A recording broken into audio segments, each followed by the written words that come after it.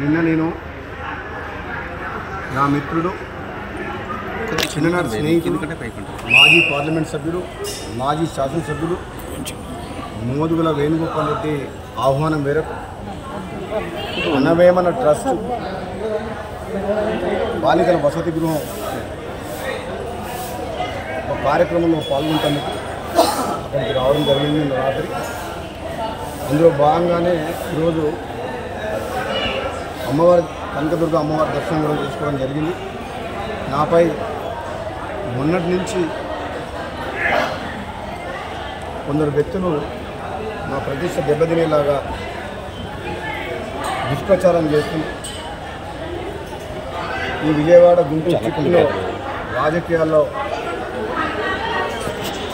ముడిపెట్టుకుంటూ YS Jaganmohan Reddy గారిని కలిసి కూర్చున్నట్టు నేను నా సహచర మిత్రులు నా నియోజకవర్గంలో ముఖ్య నాయకులందరూ దాదాపు 200 మంది వెళ్ళినట్టు దుష్ప్రచారం చేస్తున్నారు. అందులో ఎంత మాత్రం నిజం లేదు.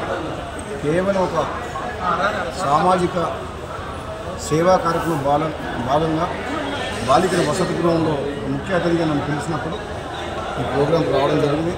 అందుకని విజయవాడలో రాత్రి ఉండి ఈరోజు అమ్మవారి దర్శనం చేసుకొని నేను నా స్నేహితులు మా శ్రేయభిలాషులు మూడు నియోజకవర్గం ముఖ్య నాయకులు అందరూ కూడా అమ్మవారి దర్శనం చేసుకొని పోతున్నాం తప్ప ఇందులో ఎటువంటి రాజకీయం లేదు. దుష్ప్రచారం కూడా ప్రజలందరూ కూడా నమ్మొద్దు. మరొకసారి ఏ రాజకీయ నిర్ణయం తీసుకోవట్లేదు.